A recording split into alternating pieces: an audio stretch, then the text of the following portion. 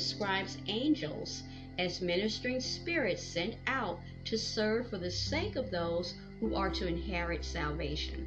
In the Greek language, the word for ministering is referring to serving others. And this verse references angels serving those who, as we have already said, inherit salvation, meaning believers in Jesus Christ as Lord. So what we can gather from this verse is that angels are spiritual beings. I'm thinking we probably already know that. And a role of some of them is to minister to or serve believers. Then it goes on to talk about just the book of Hebrews chapter 1. Hebrews 1 contrasts the work of angels with the work of Jesus, showing that he is superior to angels. Now, Jesus is superior to the angels, so as ministering spirits, angels work for God to serve him and the believers. There are a few key ways that angels serve believers, which we see examples of in the Bible.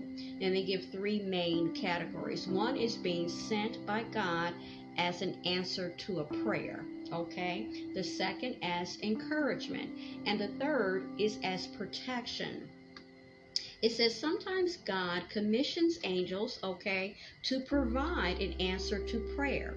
We see this happen in the Bible when Peter was locked up in prison after James was executed, and there's a reference at Acts chapter 12 about this particular situation. Now, while Peter was chained between two guards, earnest prayer for him was made to God by the church.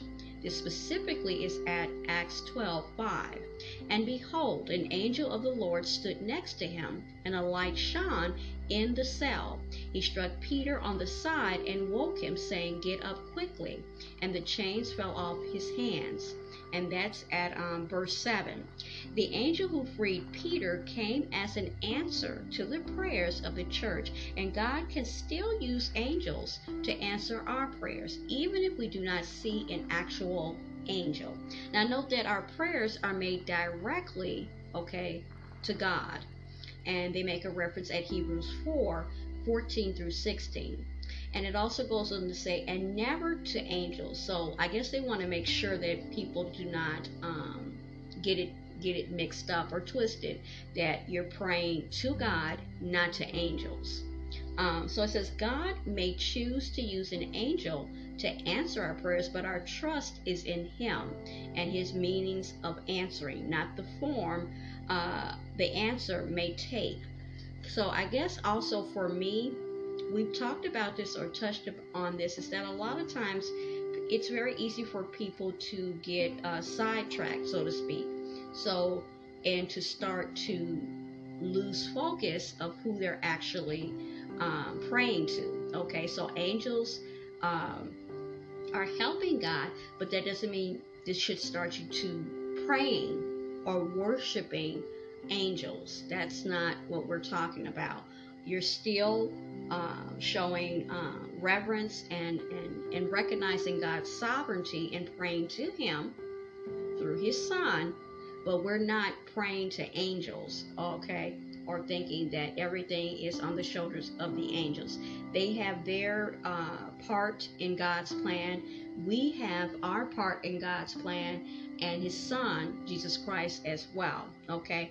Not to diminish anyone, any of the parties in question, but we all have our part to play, and each part is very much important. That's just my take on it, and from what I understand, of course. So it says angels are also ministering spirits, and that they are sometimes sent for the specific purpose of encouraging believers. For example, during a severe storm at sea, okay, more so a parable, okay, that actually basically happened, an angel came to encourage Paul.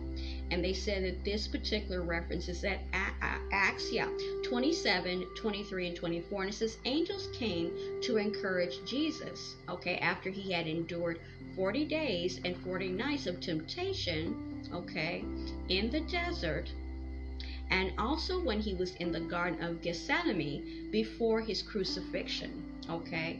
And there's references in the book of Matthew chapter 4:11, as well as Luke 22:43.